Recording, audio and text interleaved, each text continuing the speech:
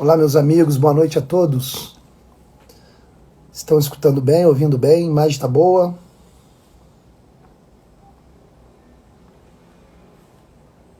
Por favor, se puderem, me informem nos comentários.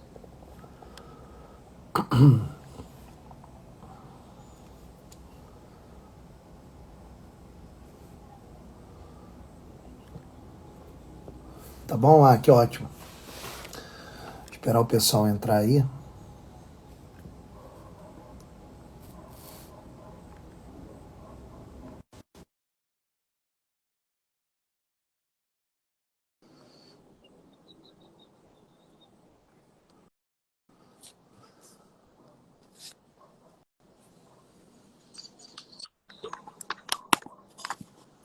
Opa, meu caro, me ouvem, me veem?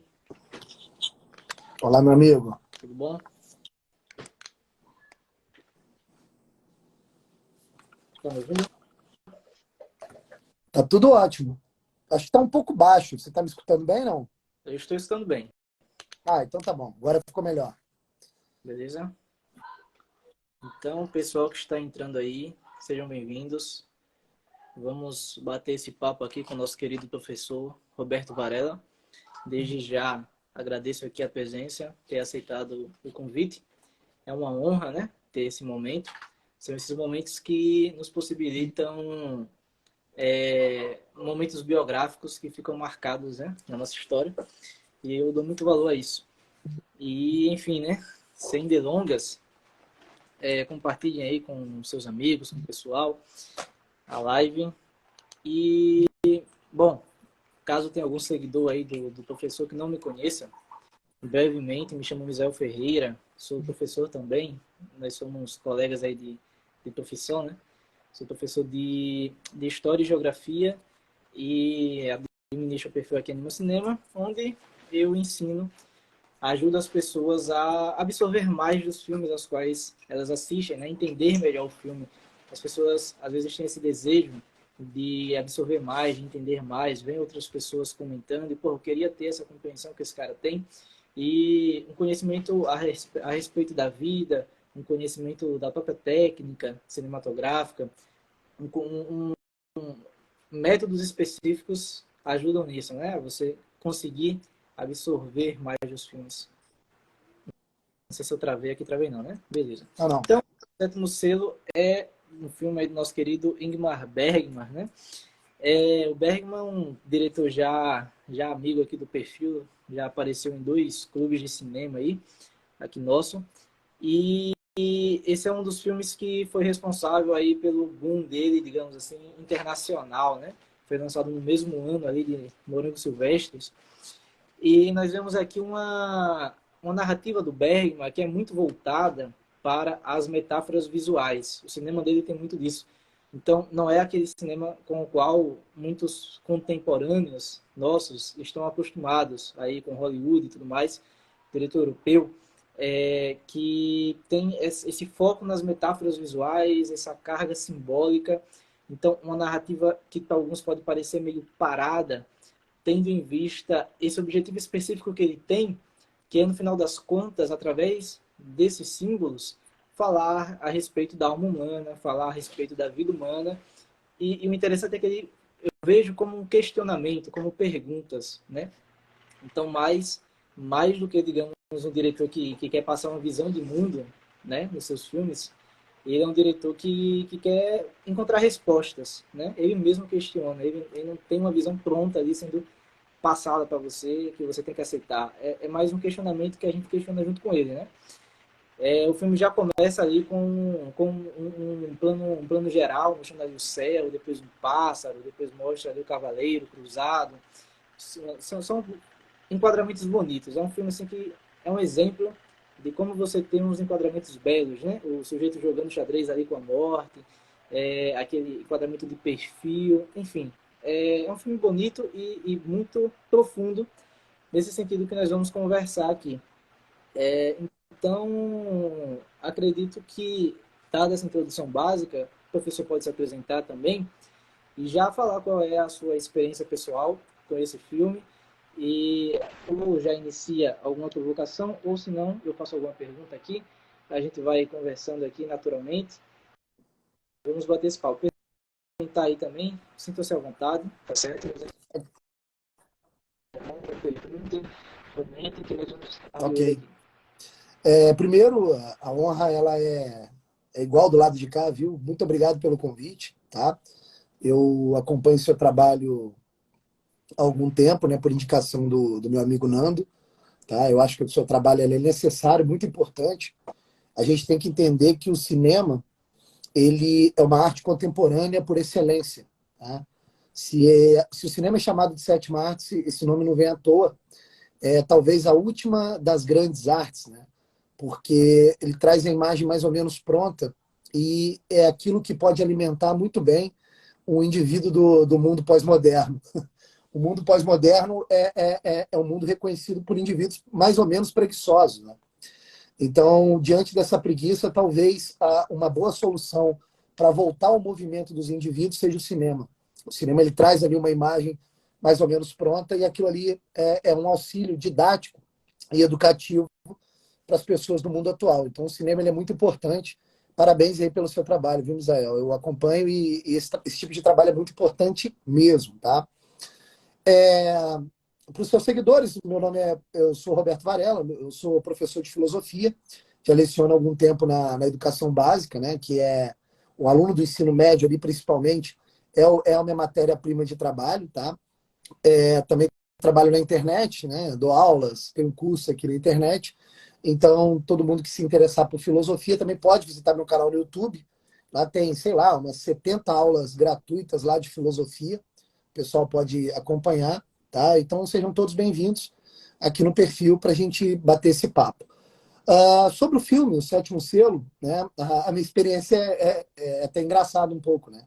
Eu fiz o FRJ, a Universidade Federal aqui do Rio, fiz curso de filosofia, e eu lembro que no curso de filosofia, lá no prédio mesmo da FRJ, no centro do Rio de Janeiro, existia muita questão estética dos alunos, onde todo mundo tinha que parecer mais ou menos cult, né? Isso era uma espécie de modus operandi do aluno de filosofia, de ciências sociais e de história, que era ali o prédio no Rio, né? Então, ou você demonstrava isso na sua vestimenta, né? Ou então você demonstrava isso com as suas referências citadas ali. Coisa de adolescente, né? Adolescente ele tem um problema, né? Ele demora um pouco a crescer e ele acha que citar referência já é dominar algum tipo de conhecimento, né? E eu me encontrei no meio daquilo ali e, obviamente, caí nessa. É óbvio, todo mundo cai em algum momento. E, por coincidência ou por uma graça divina, prefiro acreditar na segunda possibilidade, através do intermédio de um amigo de faculdade, ele disse o seguinte, cara, é o seguinte, para você começar a citar coisas do cinema europeu, você tem que ir lá no centro do Rio, que tem o Centro Cultural Banco do Brasil, onde você paga R$ 5 por mês e você tem acesso a uma cinemateca gigantesca, cara. E aí você pode ir lá ver os filmes. Então, pô, é muito legal. Você vai para uma salinha, bota um fone de ouvido, tal, você fica isolado e você pode curtir ali o filme ali praticamente de graça, tal. E entrei na ideia do nosso amigo e fui um dia lá no CCBB. Talvez na quinta ou sexta ida, né? Eu sempre gostei muito de filme, né? Meu pai sempre trazia filme de locadora na minha época de infância.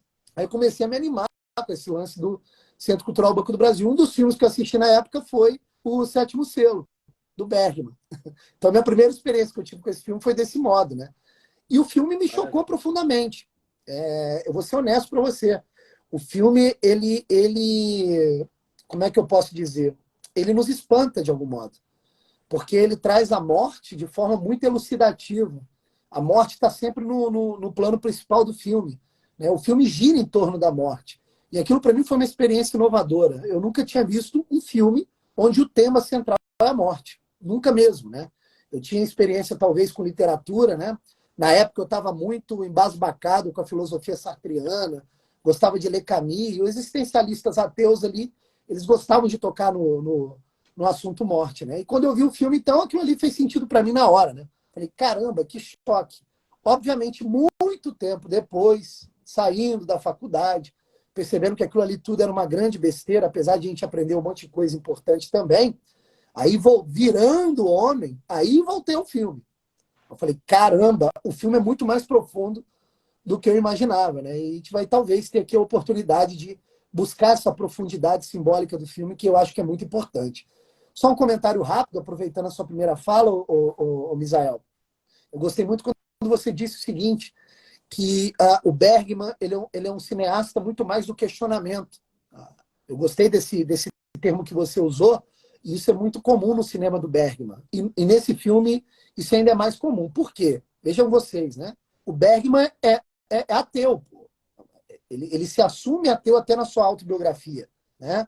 E, de repente, ele lança um filme que tem ali pistas cristãs.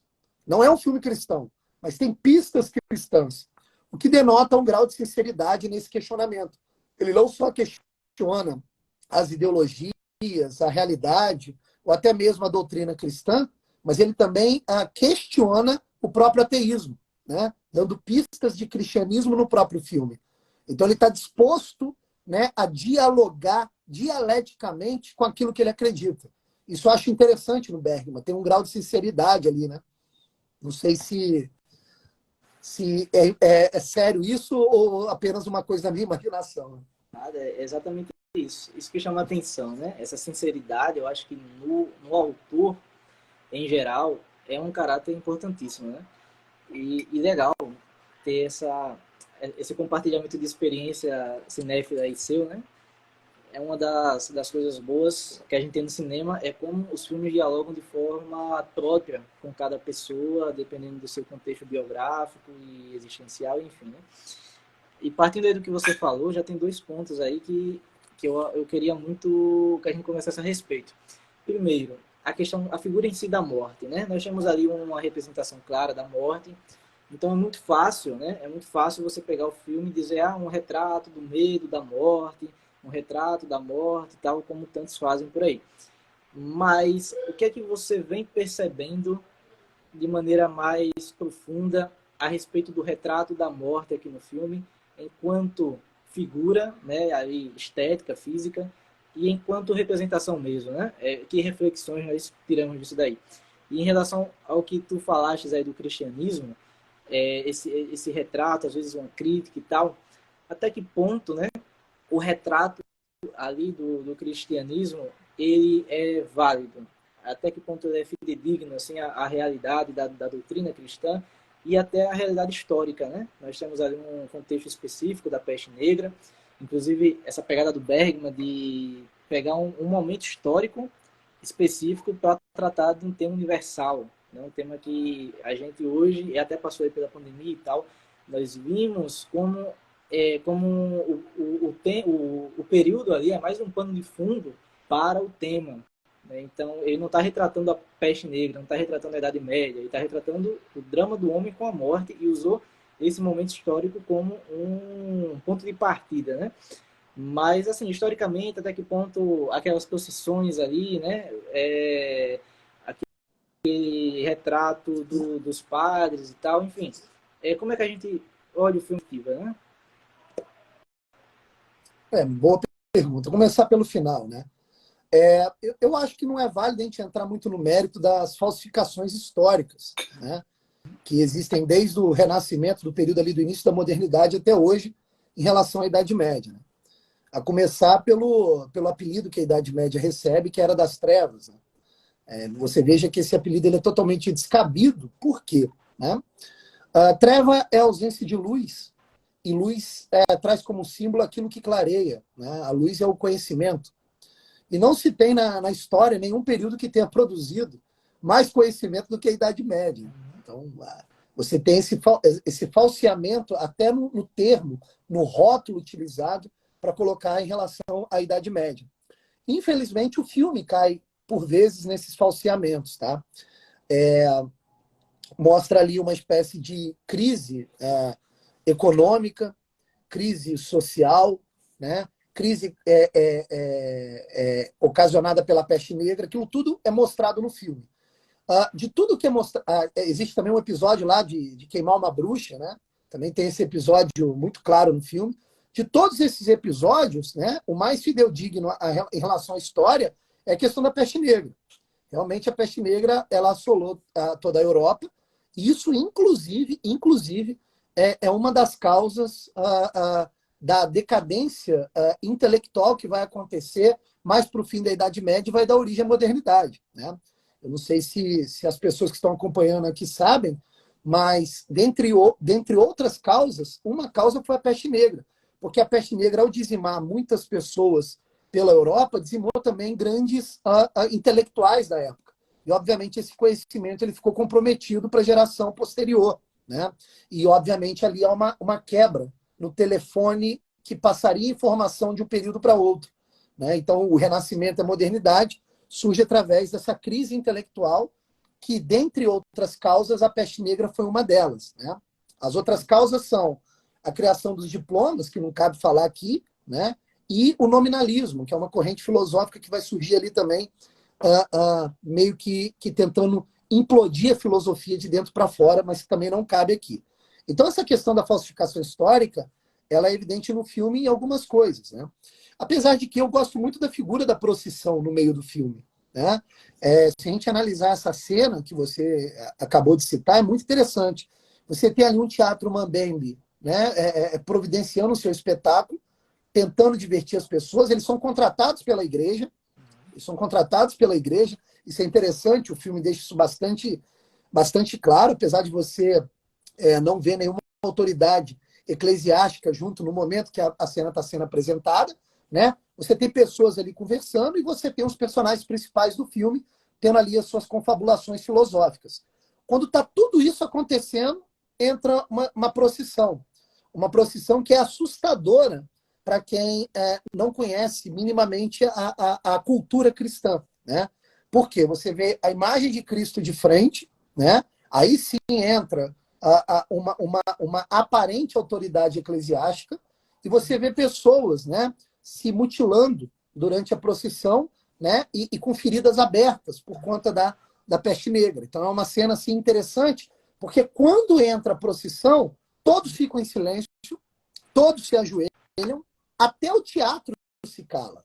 Até o teatro se cala, né? Então você tem ali uma imposição da introspecção necessária para você perceber o que está acontecendo, para você perceber o próprio Deus, né? Aliás, vale aqui um parênteses.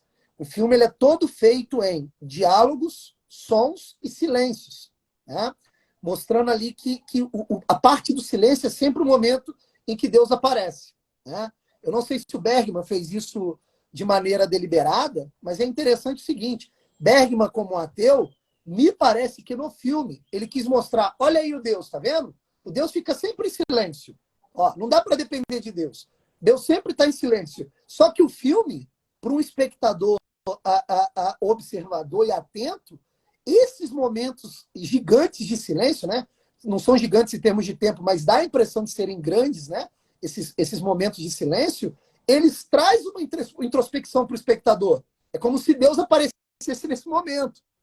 Então, se a intenção do Bergman foi a mostrar que Deus nunca fala com o homem, o efeito, na minha opinião, foi o contrário.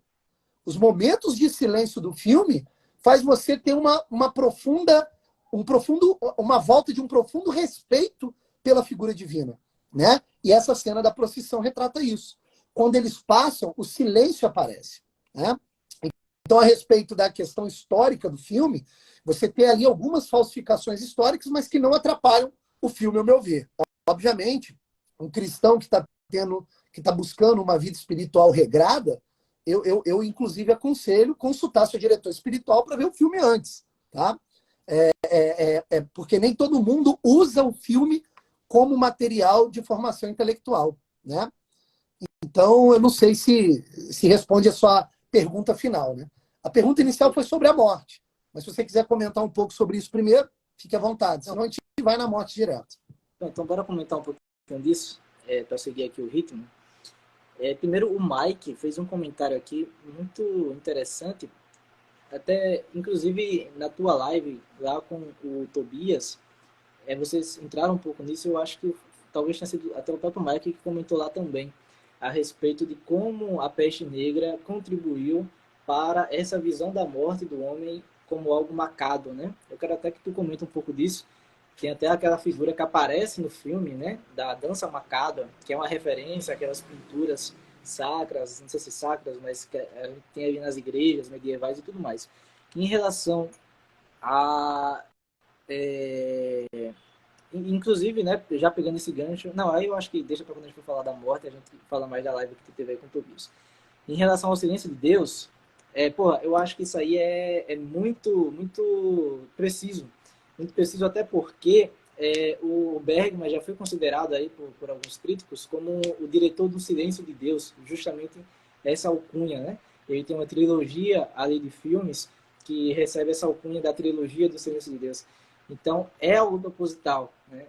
Aparentemente é algo proposital e primeiro que é assim, de uma admirabilidade do diretor de conseguir transmitir isso de maneira visual e sonora, né? Tipo, ele não precisou colocar um diálogo ali, né? Ah, Deus está em silêncio, que é o que muitos diretores hoje em dia fariam, enfim. Não, ele conseguiu transmitir aquilo com o domínio da ferramenta que ele está utilizando, que é a ferramenta cinematográfica, né? E dentro desse contexto entra também aquilo que a gente falou agora há pouco do questionamento, né? Veja, ele é um ateu, mas ele é um ateu com uma biografia marcada pela religião, de família luterana, e que teve esse questionamento, né, durante a vida. E no seu filme, eu acredito que ele está justamente fazendo isso, né? Beleza, mas o que é esse silêncio de Deus? Até que ponto não há algo aí, né?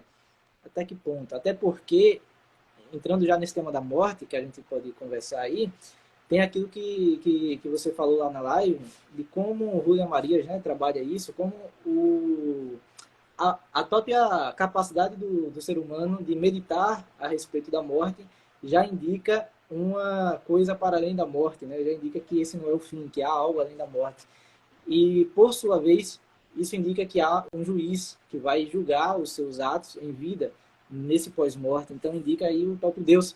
Então, se o Bergman reflete a respeito da morte, de algum modo ele percebeu que para fazer um filme, né, para fazer um retrato da morte, um filme que fosse uma ode ao drama do homem com a morte, ele tinha que inserir a figura do divino ali.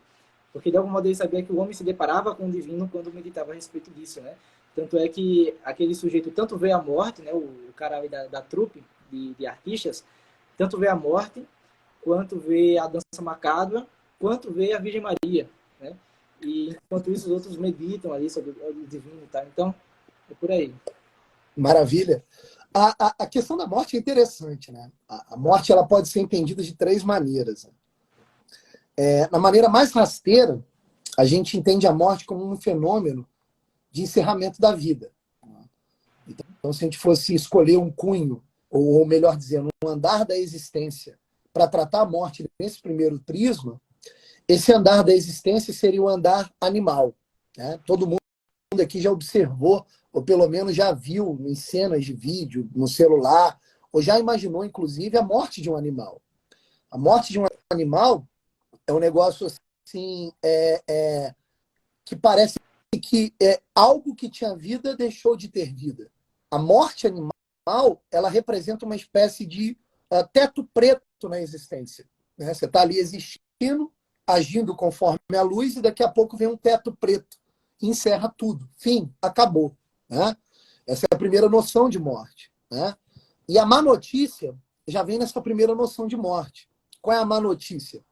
Nós acabamos de passar por uma pandemia da TV, por uma pandemia da mídia. Eu não quero entrar em discussão se foi uma pandemia real ou não. O que eu quero destacar desse fenômeno que acabou de acontecer nos últimos anos é a surpresa que eu tive ao perceber que as pessoas não meditam sobre a morte e a maioria dessas pessoas está encerrada nesse primeiro andar de percepção do que é a morte, apenas como um teto preto, apenas como algo que encerra a vida, tá? Eu vi pessoas da minha família completamente desesperadas por conta da proximidade da morte, né? Repito, eu não estou discutindo se a morte estava aproximando ou não. Eu não estou discutindo a questão da pandemia. Eu estou discutindo o sentimento da pessoa. A pessoa, vendo a morte se aproximando, ela entra em desespero. E o que isso prova? Prova que ela nunca meditou na morte. A morte era um assunto que para ela não existia e que de vez em quando aparecia quando um ente querido morria. Então ela ia lá no enterro, tal, fazia o cortejo, participava daquilo tudo, daquele ritual. Então a morte era uma coisa que era distante dela, né? E quando veio a pandemia, por conta da influência midiática principalmente, essas pessoas psicologicamente se aproximaram da morte. E aí qual foi o meu susto passando por isso? Falei, caramba, as pessoas não meditam na morte, elas acham que a morte é simplesmente o fim da vida. Elas enxergam a morte como um fenômeno meramente animal. Então esse primeiro sentido da morte é o sentido que não é para ser compreendido em termos de consciência para o homem. Porque está abaixo do homem. O indivíduo humano que entende a morte apenas como finitude, ele está abaixo da sua dignidade que ele deveria levar, que é a dignidade humana. Ou seja, o indivíduo que está nesse primeiro prisma de entendimento da morte é um indivíduo que não está utilizando as suas atribuições naturais humanas, que são o intelecto e a vontade. Geralmente é uma pessoa com a personalidade fragmentada, que não tem um sentido para a própria vida e que não se esforça intelectualmente para compreender a realidade em sua volta. Então, quando a morte aparece como um fato, que não tem como fugir, é um fato da realidade, é um fato bruto. A morte vai e se impõe. E aí, cara, e o cara nunca meditou sobre a morte, ele está ferrado, porque ele está preso nesse primeiro prisma. Ele está preso nesse primeiro prisma. Né? A Yasmin pergunta, o Bergman como ateu não meditaria na morte? Não, muito pelo contrário. O Bergman não está nesse andar da morte. O Bergman é ateu, veja. Mas ele já superou essa visão da morte meramente animalesca. Ele já está em outro prisma. E qual é esse segundo prisma? É a morte compreendida pelo homem que se esforça intelectualmente. Quando o homem se esforça intelectualmente para compreender a morte, aí ele sobe para um degrau mais adequado à sua dignidade humana, que é compreender a morte como um fenômeno que está na realidade. E o que é essa morte nesse segundo prisma? A morte agora não é apenas uma finitude natural dos seres vivos. A morte agora ela ganha uma dignidade intelectual. Em que sentido? Veja, se eu já estou meditando sobre a morte agora, mesmo antes da morte bater na minha porta, isso significa dizer que eu vou passar a julgar toda a minha biografia, ou seja, todas as escolhas que eu fiz, estou fazendo e ainda vou fazer, pelo ângulo de visão da finitude, da morte. Opa, agora a morte já não é mais um teto preto. Agora a morte é um critério. Um critério intelectual para eu julgar a minha própria vida, minha própria existência, a minha própria biografia. Agora, meu amigo, eu passo a ser senhor de mim mesmo. Agora, eu estou me esforçando intelectualmente, que é uma característica da natureza humana, para compreender o que é a morte. E aí a morte abre possibilidades na minha existência que são inimagináveis pelas pessoas que estão no primeiro degrau. Porque agora eu tenho um critério firme, confiável. Fala assim, caramba, eu não posso morrer de qualquer jeito. Eu tenho que morrer, pelo menos confortável, pelo fato de eu ter vivido como um ser humano durante toda a minha existência. Então, esse segundo degrau da morte é o sentido filosófico, vai? É o sentido intelectual. É o sentido que o Bergman toca. É o sentido que o Bergman toca. O Bergman está meditando intelectualmente o que é a morte. O personagem principal do Antonius Bloch é o Bergman, pô. É o Bergman. Ele está ali tentando compreender intelectualmente o que é a morte. Ele está querendo compreender o que é a morte. E dentro do ateísmo, cabe essa reflexão. Cabe essa reflexão. Só que, como a arte produzida pelo artista, ela fala mais do que o próprio artista. Eu lembro do prefácio do livro Retrato de Dorian Gray, eita, fugiu o nome do autor. Esqueci. Alguém lembra aqui no comentário daqui a pouco.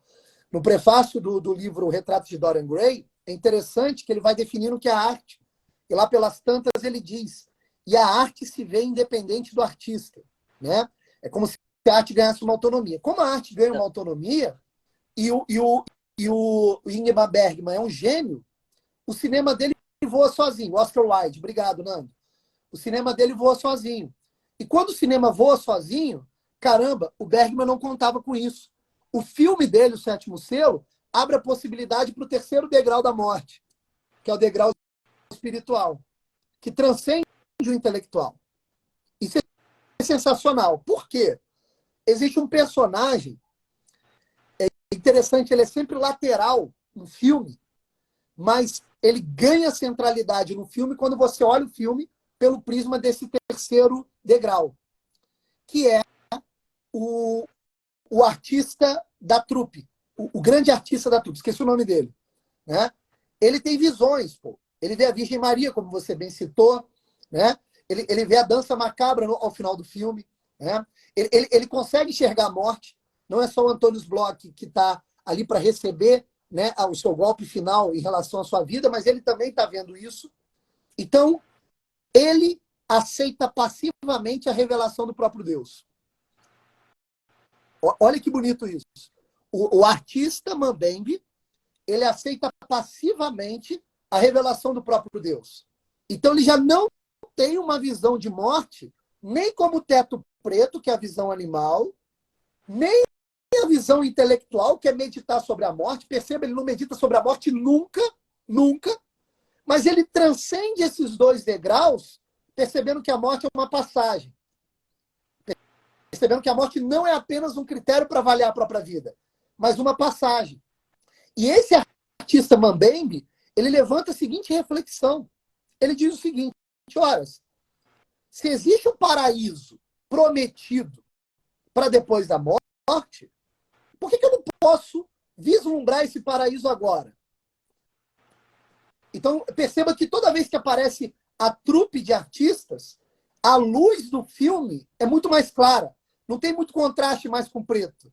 É luz, só luz, luz, luz, luz, luz, luz.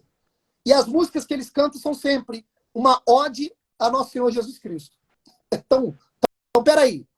Você tem ali um personagem interessante. Ele não é o principal, ele é lateral, mas interessantíssimo. Porque ele traz esse terceiro aspecto da morte.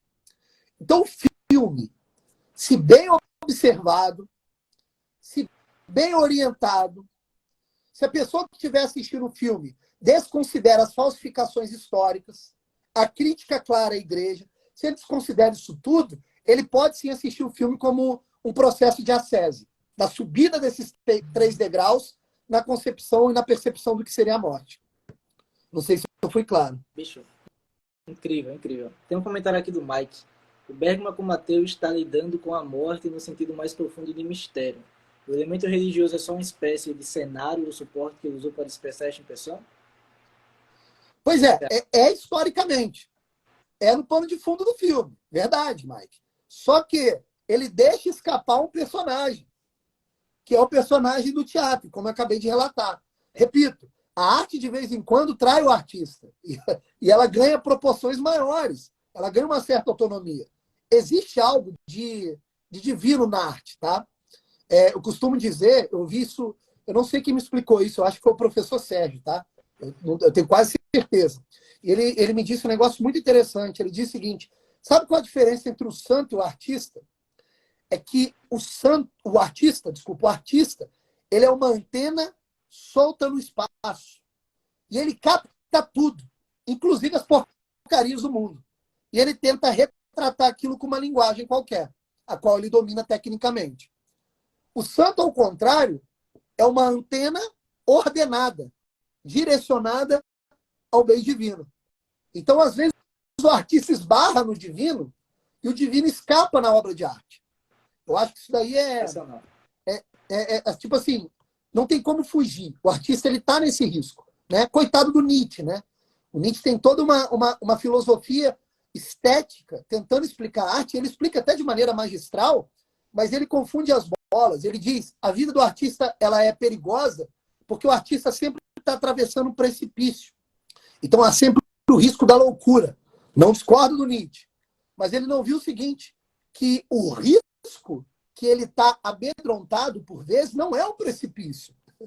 Às vezes é a coisa do alto que ele está se renegando a enxergar. Então, às vezes, o artista cria uma obra tão fantástica, mas tão fantástica, que ela acaba falando por ela mesma e deixa escapar Deus pelas frestas. Né? Isso é bonito pra caramba, quando você consegue ver numa obra como do Bergman. Né? Perfeito, perfeito. É que tá, né? Muita gente, a gente vê as críticas aí, e os críticos dizem isso, né? Ah, ali a igreja é um pano de fundo, é uma ferramenta para ele tratar do tema. Só que, é como você falou, ele está questionando uma coisa que depende desse elemento transcendente e ele retrata esse elemento ali, né? Então, nem ele sabia que proporções isso iria tomar, mas ele estava fazendo o papel dele ali como artista, né? E como, assim, como é que isso acontece, né? Porque o personagem, eu ia justamente fazer essa pergunta a você, né? O que é que simboliza a trupe? Por que uma trupe? Inclusive, quando nós vamos assistir a um filme, essa é um dos macetes, né? Para nós entendermos melhor, nos questionarmos o que é que cada elemento ali significa, o que é que cada elemento simboliza. Então, às vezes, você fica tão preso nesse filme, por exemplo, ao caráter onírico, né? Aos sonhos, às visões, e esquece, por exemplo, de observar e a trupe, né? Por que ele escolheu uma trupe? O filme é feito de escolhas e o diretor escolhe com algum, se for um bom diretor, né? Tem um propósito ali. Então, por que uma trupe de artistas, né? Por que um artista? E aí você já matou a charada, né? Porque é justamente essa figura do artista que vai ter essa possibilidade de passivamente receber a revelação, né? E aí como é que um artista, que é o Bergman, retrata isso, retrata outro artista tendo essa capacidade, sendo um ateu, isso aí também inexplicável, né? Gênio, Isso é maravilhoso. Eu acho que ele quis fazer uma apologia à arte como a única salvadora. Eu acho, tá? Exato. Só que, tipo assim, Deus escapou pelas frestas. O filme... isso é muito interessante. Agora, a questão da trupe é interessante, a gente também não pode romantizar a arte, né? O que acontece? Se o artista é uma antena solta, ele capta de tudo, tá? E o artista, em determinado momento, ele vai ter que ter uma escolha. Ou ele se dilui no mundo, ou ele se unifica no eterno. Assim, não vai ter muito para onde fugir. E o meio termo não serve para o artista. Não existe meio termo para o artista, sabe? Exatamente, tipo a figura do gênio, boa. Se o sábio, se o filósofo é também alguém que se arrisca no conhecimento, na verdade, e se o santo é aquele que tem uma antena direcionada, o artista está um pouco abaixo desses dois, mas ele também está mais perto do céu do que uma pessoa morna. Só que o problema do artista é que ele flerta com o inferno a todo momento. Então, ou ele se dilui na matéria, horizontalmente, ou ele ascende verticalmente ao eterno. O artista ele tá ali como um joguete, né, nesse plano. E a trupe ali simboliza isso. Você tem duas figuras na trupe, tá? Você tem o personagem principal que tem visões de Nossa Senhora, da Virgem Maria, e que é fiel à própria família. Outra, tá? Ali tem uma figura emblemática. Ali, a todo momento, aparece na nossa cabeça Maria, José e Jesus, pô. Um bebê e um casal. Assim, o Bergman, é óbvio, quando eu falo deixa escapar, pode ser deliberado, eu creio que até seja. Aliás, pode até ter sido um filme ali de, sei lá, de repente ele captou algo, eu não sei. Só que tem um outro lado da trupe, que é o outro artista, que é o dono da companhia. O dono da companhia é o contrário. Ele é o outro polo da arte. Ele é o polo que se dilui na materialidade. Ele é o horizontal. Na primeira piscada de olho de uma mulher casada, ele sai fora da sua obrigação. Né? Ele pula fora ali do teatro. Então, ele é o artista que se mistura com a matéria. É o artista que enlouquece. É o artista como é que eu vou dizer? Da viagem psicodélica mesmo. Aquele que se mistura. É aquele que se dilui com a própria natureza. É aquele que está envolvido na lama dos prazeres do mundo apenas. E ele não está interessado em ver transcendência. Ele é só lama mesmo. Ele só vai se arrisca. Né? Enquanto que o outro lado da trupe simboliza essa inocência que está aceitando passivamente a revelação do próprio Deus. É o que me parece. Então, quando a gente se pergunta por que o Bergman coloca a trupe no filme, me parece que é para mostrar essa dubiedade da própria arte. Né? De novo, eu estou aqui repetindo o Nietzsche, não sei porquê, tá? Veio na minha cabeça. O Nietzsche, quando ele vai explicar a sua filosofia estética, ele traz dois espíritos, né, gregos para poder simbolizar, que é o Apolo e o Dionísio, que também está ali bem claro na trupe. Né? O Apolo que busca beleza, que tenta a ordem, que simboliza a família, e o Dionísio, que é o deus do cultivo da uva, do vinho, da embriaguez, da loucura, daquele que se mistura com a natureza. Então, essa dubiedade trazida pela trupe no filme, ela me parece bem intencional pelo Bergman, né? Pelo menos nesse sentido. Perfeito, perfeito.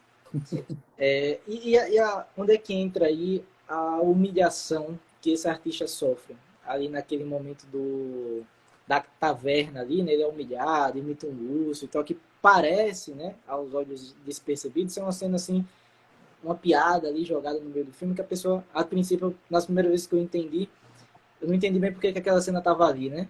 Mas aí depois a gente vai pegando essa ligação da figura do sujeito inocente, passivo, com o sujeito que é humilhado. O que significa aí?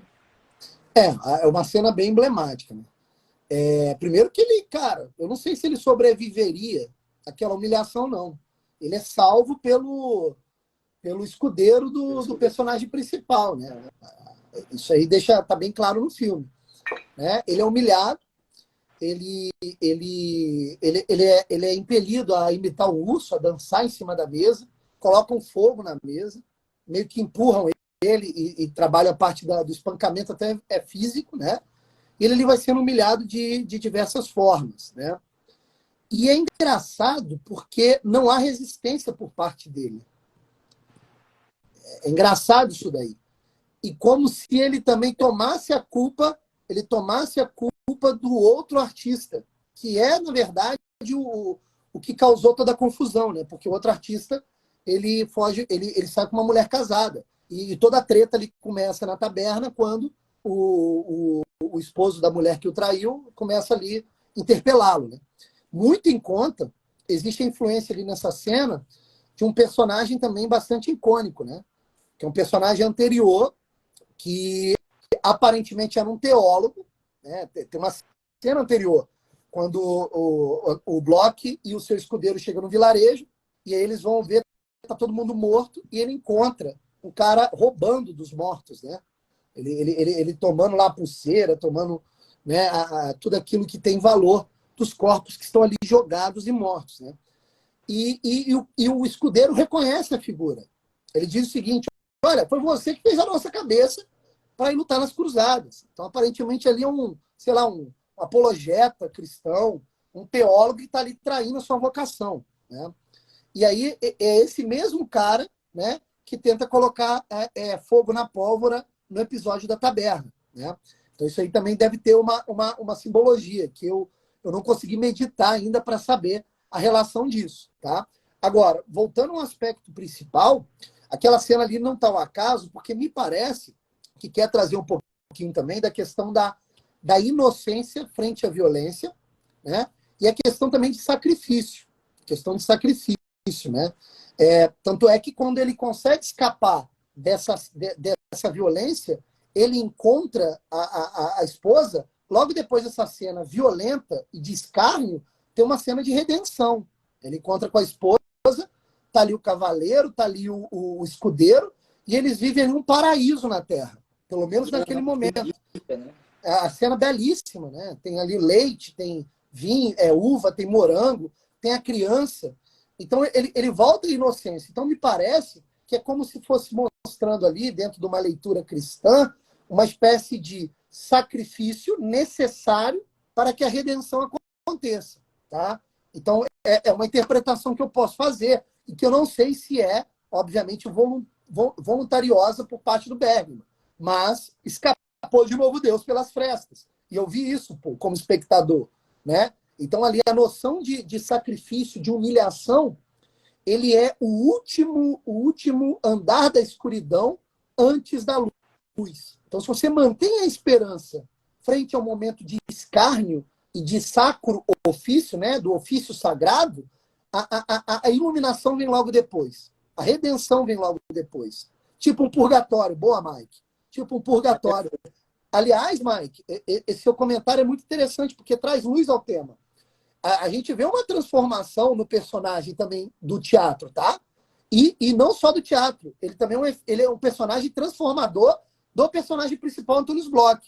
O Antônio Bloch recupera um pouquinho da fé quando ele encontra com esse artista já nesse outro cenário de redenção, né? E o purgatório ele faz o quê? Ele expurga o pecado, o mal, a sujeira, o que existe de negro dentro de nós. Expurga a escuridão. Né?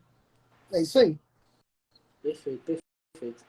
Eu ouvi nessa direção também. A partir do momento que ele retrata esse sujeito que é o portador da revelação, que é como um instrumento ali, aquela figura que a gente vê em alguns filmes do sujeito que é direcionado pelo próprio Deus, né? A níveis de personagens em filmes e a esse nível de personagem aí, do sujeito que é diretamente direcionado por Deus, né? Como o Diário do Pároco de Aldeia, por exemplo. E a partir do momento que ele vê a necessidade de retratar esse sujeito, ele também vê a necessidade de retratar a humilhação, né? De retratar essa humildade, de retratar esse sacrifício. Até eu acredito que ele tenha ido nessa direção. Por mais que essa leitura cristã, vendo ali a figura de Cristal, possa ser um complemento ali da arte que ganhou vida, né? Mas aí é que está a sutileza, a sensibilidade do artista de saber o que é necessário retratar a partir do momento que ele trabalha com determinado arquétipo, né? E aí é que está. O Nando até reforçou aqui que nos filmes do Bergman há esse retrato recorrente do artista como alguém que tem aí essa abertura ao divino, né? O Persona, Fanina Alexandre, a gente vê isso daí, Alexander. Enfim, voltando a essa questão aí que você comentou dessa meditação da morte, né? As pessoas não meditam na morte e tal. Isso é muito interessante porque eu estava justamente pensando nisso. A gente percebe assim, as pessoas não meditam na morte, né? Mas eu estava pensando, se você olhar bem, as pessoas falam a respeito da morte, né? Eu vejo adultos falando quando vem alguém morrendo, quando se deparam com a morte, dizer, né, a gente está vivo para morrer só basta estar vivo e tal. Então eles possuem essa percepção, né? Pensaram em algum momento a respeito da morte. Bom, então, meditam ou não meditam? Só que essa é a diferença, né? Que você colocou.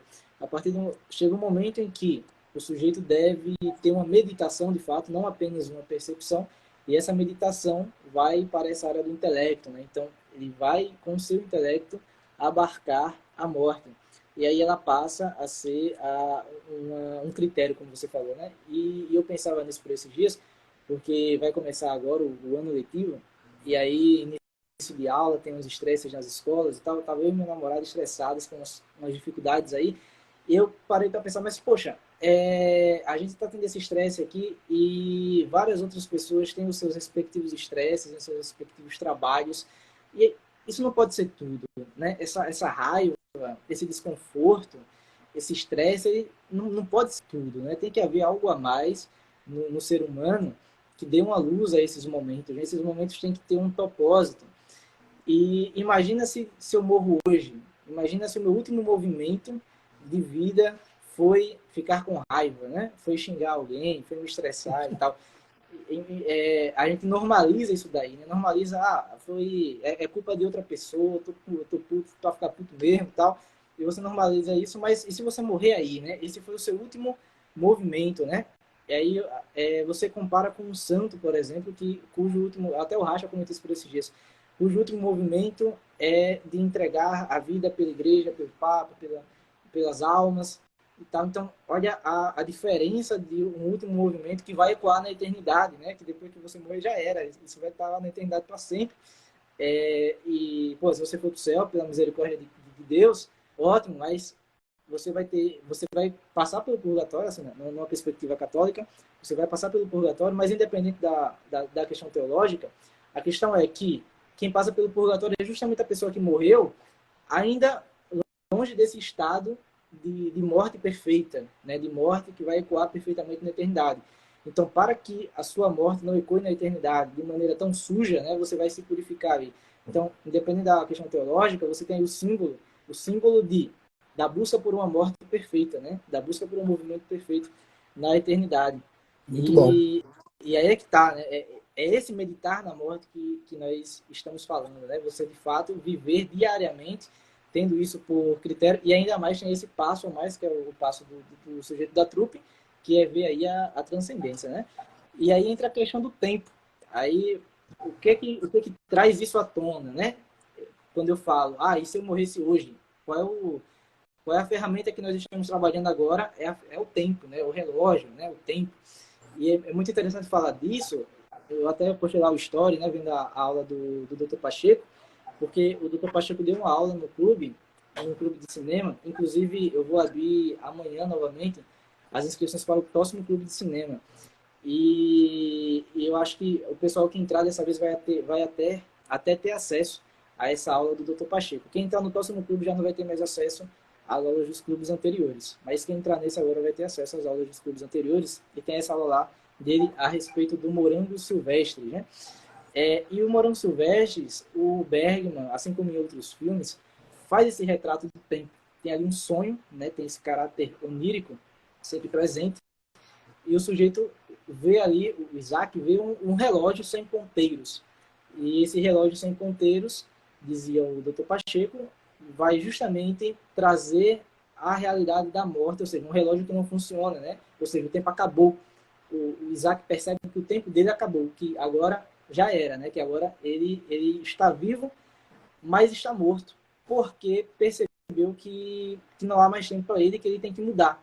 Então ele precisa pôr o pé no acelerador, a ideia de se locomover pela estrada, né, de carro, ele opta por ir de carro e não de avião, justamente porque agora ele precisa de uma mudança, precisa colocar um novo rumo na vida dele, né?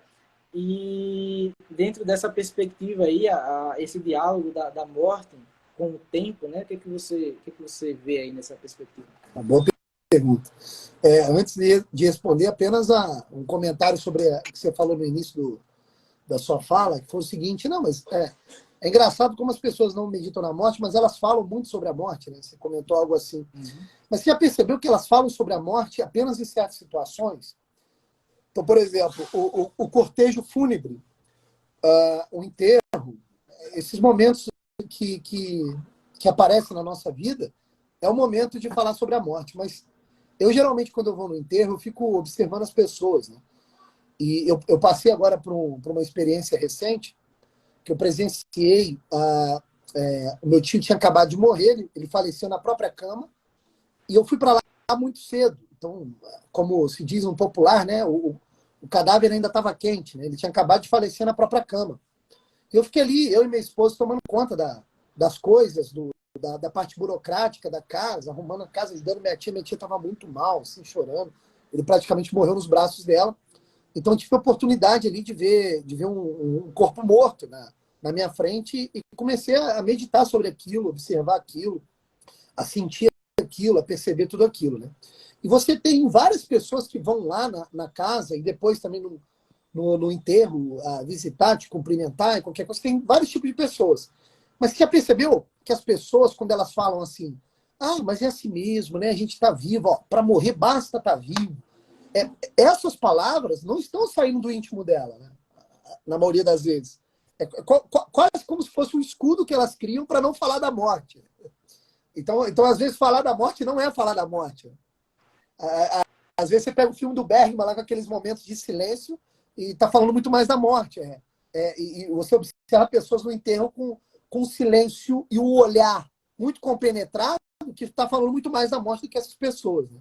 Então, são parênteses para a gente tentar entender essa aparente contradição entre falar muito da morte e meditar a morte, né? Que são coisas que, por vezes, são até excludentes, se você observar bem, né? Agora, sobre o segundo ponto, a questão do tempo e da morte, né? Primeiro, acho interessante a gente entender o que é o tempo, né? O tempo, ele não existe em si mesmo, né? Não existe um relógio eterno de Deus correndo no pulso de Deus, onde ele vai marcando ali alguma coisa e a vida nossa vai acontecendo regrado por esse relógio. Esse relógio não existe. Não existe um relógio substancial existente nele mesmo. O que é o tempo, né? O tempo é uma característica acidental. Eu não quero entrar no filosofês aqui não, tá? Mas o tempo, ele só existe porque existem seres materiais. Ele não é. É da característica natural da matéria se desgastar, se transformar, se modificar. Então, o que é o tempo? O tempo nada mais é do que esse intervalo de uma mudança a outra. Tá? Onde há mudança no mundo material, há tempo. Então, o tempo ele só existe porque existem coisas materiais. Ó, anjo não tem tempo, porque anjo não é material. Deus não tem tempo, né? Assim, existe só o tempo aqui para o mundo material. E o único ser material que tem consciência do tempo é o homem. Então você veja que coisa... Isso aqui é até poético, né? Deus faz coisas que você começa a imaginar que ele criou o mundo poeticamente. Porque veja que bonito que é isso, né? A relação do tempo com a morte é justamente a percepção que o homem tem de que enquanto ele vive, ele se movimenta e se transforma. E que no momento da sua morte, no repouso físico e material, o tempo para de correr. Se o tempo é uma característica acidental dos seres materiais, a morte, como é a ausência do ser na matéria, então não há mais tempo. Então, em morangos silvestres, o relógio sem ponteiro tem que representar a morte, porque está querendo dizer para nós o seguinte: olha, não há mais mudança, não há mais movimento, não há mais transformação. Há a morte. Há a morte.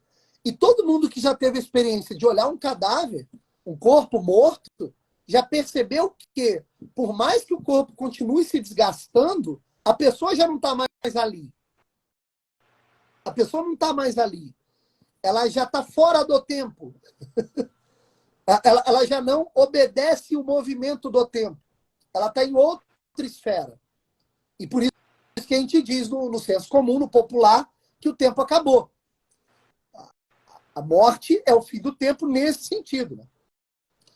Agora, o tempo também ele traz uma outra noção de morte, tá? Que ainda a gente não tratou aqui na live, que é a questão do fim dos tempos. Fim dos tempos, tá? Não tem como fugir dessa questão. Não tem como. Ora, se a gente vive no mundo material e tudo que é material se movimenta, necessariamente o mundo material ele não é eterno. Não sendo eterno, ele tem que ter início, mas também tem que ter um fim. Então chegará o fim dos tempos. Ou seja, o fim da existência material. Né? E o fim da existência material aparece para nós de dois modos. O fim dos tempos aparece para nós de dois modos. O primeiro modo é aquele que nós podemos alcançar com o nosso intelecto, com o teto da nossa razão natural, que é o seguinte. Veja você, em algum momento eu vou morrer e o tempo não vai existir mais para mim. Isso alcança intelectualmente. Ó, né? E isso fica muito evidente para nós quando a gente passa por momentos de crises muito grandes. Parece que o mundo está acabando. Todo mundo aqui que está na live já teve a experiência de passar por uma dificuldade muito grande, mas muito grande, que você vivendo a dificuldade de dentro, aparenta para você o fim dos tempos, o fim do mundo. É impressionante. É impressionante como é que o homem é um microcosmos. Ele guarda o mundo inteiro dentro dele. Porque quando ele passa por uma dificuldade muito grande e ele vê a morte se aproximando de algum modo, parece que vai ser o fim dos tempos. Ou seja, tudo vai acabar naquele momento. Isso nós alcançamos com o nosso intelecto, né? Com o nosso intelecto natural. Agora, tem uma outra visão do fim dos tempos, que representa a morte do todo, que aí já é pela revelação do próprio Deus. Que aí só pode ser captado pela fé. Né? Que seria tudo aquilo que está narrado no último livro das Sagradas Escrituras. Vai ter o fim dos tempos de acordo com aquilo que já está previsto pela revelação. né? Um fim dos tempos não exclui o outro fim dos tempos. São coisas complementares, que, aliás, se encontram no ser humano. Por isso que o ser humano é essa tensão vivente. O ser humano é um pontífice, que liga as coisas da terra às coisas do céu. E não é à toa que ele é o único ser que anda ereto, já para simbolizar fisicamente essa ponte da terra aos céus, ou seja, o fim dos tempos enquanto morte que eu medito e penso com o meu intelecto, e o fim dos tempos que me é revelado pelo próprio Deus, né? Isso é muito interessante. E um outro aspecto que eu lembrei agora do filme, que você ainda não tratou, que eu acho que pode ser uma ponte pelo que eu acabei de falar, é o conflito ali entre fé e razão que está presente no personagem principal. Né? Mas isso aí eu deixo com você, ver se vai dar tempo de tratar isso. Mas eu não sei se ficou clara a questão do tempo e da morte. Hein? Perfeito, perfeito. Acredito que é exatamente isso daí, até esclareceu mais. E é incrível quando você fala da questão, por exemplo, os anjos não têm tempo, né? E até você comentou na outra live também, como o ser humano pode se arrepender, então quando a gente fala desse movimento desses personagens, né, tanto do Morango Silvestre como aqui do Sétimo Selo, porque o ser humano tem tempo, ele pode se arrepender, refletir, repensar a sua vida, né? Inclusive, era uma questão teológica que eu nunca tinha entendido bem, por exemplo, né? Por que o diabo não pode se arrepender, né? Pô, a igreja diz lá que não pode, beleza, né? Aceito, mas nunca entendi bem. Só que aí girou uma chave, pô, não tem tempo, então como é que vai se arrepender, né? É simples a questão. Porque, na verdade, ele também tem livre-arbítrio como nós, tá? Tá, Só que como ele tem acesso à verdade de maneira intuitiva, sem mediações, então todas as suas decisões são únicas. Então, ele está num aspecto assim, da realidade, né, diferente do nosso. Então, a decisão que ele tomou ali é decisiva, né? Mas não vamos entrar nisso, não, veja... que isso é uma... Nossa Senhora, isso é uma treta. Questão teológica, treta. Mas assim, até que quando você percebe a coisa, né, fica clara. E é que tá essa beleza do ser humano, né, de ser humano, né, essa beleza de ser gente, de ter essa capacidade de estar vivendo nesse mundo, de ter esse caminho, de ter essa direção, né? Então, e o cinema pode deixar isso ainda mais claro para nós, né? Através desses personagens. Então é isso, meu cara. Acredito que, em geral, seja isso. Vocês têm mais algum comentário aí, ou se você tem mais algum comentário. O pessoal que quiser perguntar, essa é a última chamada. Ah, tá, o pessoal aí, né? Mas você pode falar também. Eu acho que o último comentário que a gente poderia fazer, para quem for assistir o filme, ou já assistiu o filme, vai assistir o filme novamente, é perceber também um outro detalhe que a gente nem citou na live, que foi a questão da fé e da razão, tá? Sim. É muito importante frisar para as pessoas que elas não caiam nessa arapuca que foi armada desde o Renascimento até hoje, que foi aquela ideia de dizer que a fé contradiz a razão e a razão contradiz a fé. Tá? Isso é um dos maiores papos furados criados por mentes ideológicas. Tá? A fé não contradiz a razão e a razão não contradiz a fé, de maneira alguma. Aliás, muito pelo contrário. O que acontece é o seguinte, que o filme te dá pistas disso, tá? De novo, Deus ali escapa pelas frestas do filme, e eu não sei se é intencional por parte do Bergman, que é o diretor do filme, tá? Mas o que acontece é o seguinte, tudo que você busca conhecer da realidade ao seu redor, você busca racionalmente. Você busca empiricamente e racionalmente, é óbvio. O personagem principal do filme, ele está em busca, ele está questionando. Ele quer saber das coisas, ele quer saber quem é Deus. Ao ponto dele, inclusive, interpelar uma mulher aparentemente possessa pelo demônio. Ele chega para ela e fala assim, olha, me fala o que o demônio falou para você, me apresenta o demônio, porque de repente o demônio tem ali uma explicação sobre o que é Deus, porque, cara, eu estou com a fé caída, eu não acredito em Deus e tal. É um questionamento muito central do filme, né? E esses questionamentos são necessários, é do homem isso daí. Desde o nosso pecado original, desde a nossa primeira caída, a gente precisa do esforço e da mediação da razão para tentar compreender nas coisas alguma pista que Deus deixa. Isso é normal. E, obviamente, nesse meio do caminho, você se questiona. Isso é normal, tá? O questionamento, o ceticismo, as dúvidas, isso tudo é normal na existência humana, tá? Onde é que entra a fé nisso? A fé não contradiz a razão. O que é a fé? A fé é uma espécie de graça cedida por Deus, uma espécie de vitamina que você toma, que ao invés de ir contra a sua razão, ela alimenta a sua razão. Então, o que a fé vai fazer? Ela vai aumentar o poder da sua razão ao ponto da sua razão compreender questões que estão para além dos seus limites naturais. Então, é uma espécie de poder transcendente que você recebe do próprio Deus. E com a fé, a sua razão pensa melhor. Pensa melhor. O personagem principal do filme, apesar de ele estar dizendo que a fé está em crise e se esforçando racionalmente, em alguns momentos a fé o toca. Em vários momentos, inclusive. No momento, por exemplo, que ele está se confessando ali no confessionário, mas ele é enganado pela própria morte, né? No momento em que ele tem ali a experiência com a trupe, e ele vê uma esperança na criança, no bebezinho. Ele enxerga a natureza naquele momento de maneira mais bela, que ele pega a beleza divina escapando pela natureza que está ao seu redor. Nesses momentos, a fé, Deus deposita um pouco de fé nele, sabe? Então, ele é um personagem que traz esperança, apesar de tudo. Então, a fé não nega a razão. Não nega a razão. Então, para as pessoas que estão na live e vão assistir o filme, é muito importante ter isso em mente. Ter isso em mente. Que a fé não nega a razão, muito pelo contrário, ela alimenta a razão para você enxergar coisas que estão para além dos seus limites naturais. Veja o personagem do teatro. Ele enxerga coisas que estão para além da sua razão natural, pô. Mas por quê? Ele é alimentado pela fé. A todo momento ele está orando a partir das canções que ele canta, né, a respeito de nosso Senhor Jesus Cristo.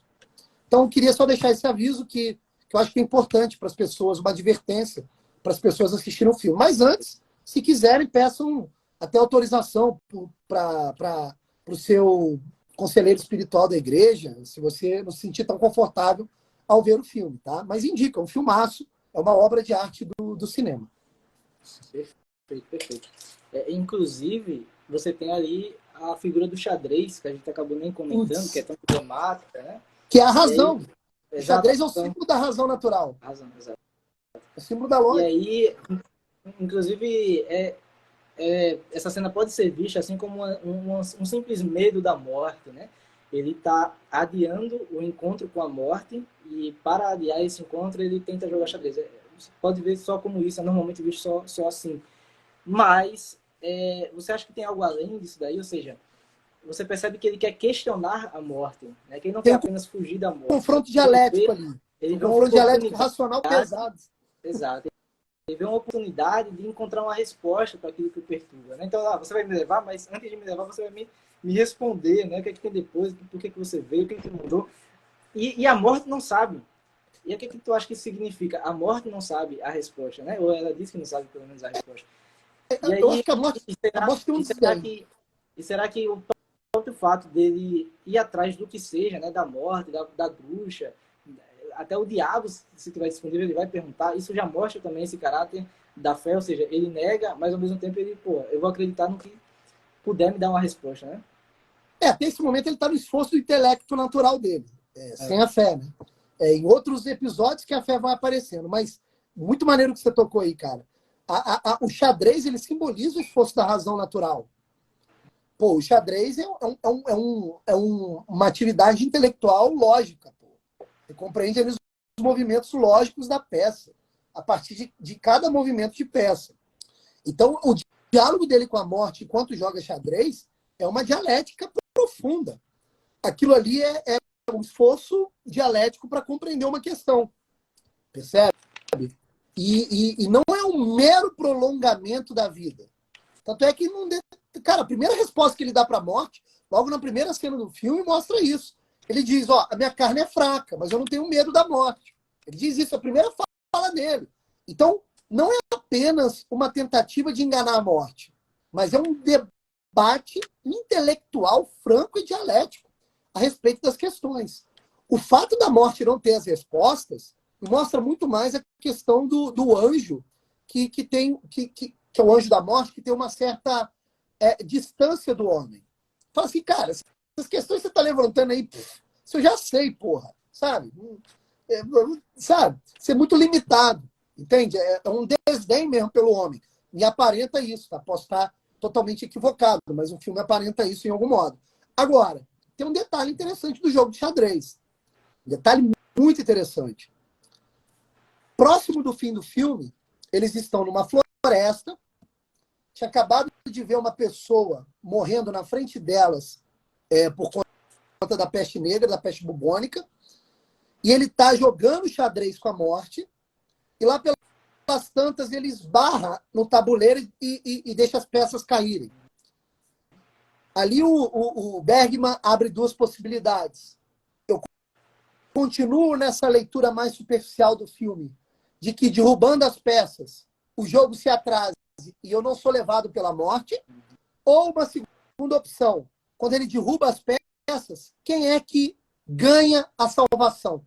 Quem é que escapa da morte? Quem é que vê, que tem a visão beatífica da vida? São os artistas. A Sagrada Família que está presa, Sagrada Família, desculpa o exagero, mas a retratação da Sagrada Família que está na carroça. Porque é no momento que derruba as peças que eles escapam da morte. Então, a cena do cavaleiro derrubando as peças ou é um egoísmo de distanciar-se da morte, ou é um ato de sacrifício e caridade para salvar aquele que nutriu antes nele, em cenas anteriores, a esperança. Então, até essa abertura do jogo de xadrez é belíssima, né? O Bergman conseguiu ali trazer a riqueza dessa questão entre o egoísmo e a caridade em uma cena aparentemente boba, onde ele derruba as peças do xadrez. Isso é de uma genialidade estrondosa, né? Pois é, meu cara. Então, perfeito. Só agradecer. A gente já passou aí, né, um tempo já. Acredito que seja não suficiente, porque é um papo que daria para levar aí por mais horas. Mas, infelizmente, é o tempo que temos aqui. E, assim, obrigado a todos que participaram aí desde já. Valeu, meu caro, mais uma vez, por ter aceitado aí o convite. Foi uma honra. Honra Um toda momento inesquecível. minha. Aprendi mais a respeito do filme. Com certeza melhorei minha perspectiva. Vou rever o filme. E assim, eu acho que o jogo é isso. O meu objetivo aqui realmente é isso. É conseguir fazer com que as pessoas vejam o cinema não com esse olhar de fetiche de cinéfilo, né? Ah, bora lá ver um filme do Bergman, né? Bora ver um clássico aí do cinema, tal, as cenas lá épicas e tal. E o cara falar uma coisa do Bergman, ah, você não entende nada de cinema, lá. Mas, assim, como é que eu posso aplicar isso à minha vida, né? Como é que eu posso abranger o meu imaginário com essas ferramentas, com esses retratos, com essas situações, enfim. Então, se teve alguém aí na live que foi impactado por isso, que desenvolveu uma perspectiva melhor, então já é um mérito nosso aí, um mérito também de quem assistiu, enfim, uma participação, uma cooperação de todos, né? Então é isso, meu caro. Muito obrigado, viu? Foi uma honra. Parabéns pelo trabalho, tá? Continue, não desanime. Eu acho que é interessantíssimo essa ferramenta que nós temos, que é o cinema. Maravilha. Abraço. Fiquem com Deus, até mais. Uma oportunidade aí, né? Logo, logo bateremos um novo papo aí. Com certeza. Um abraço. Fiquem com Deus.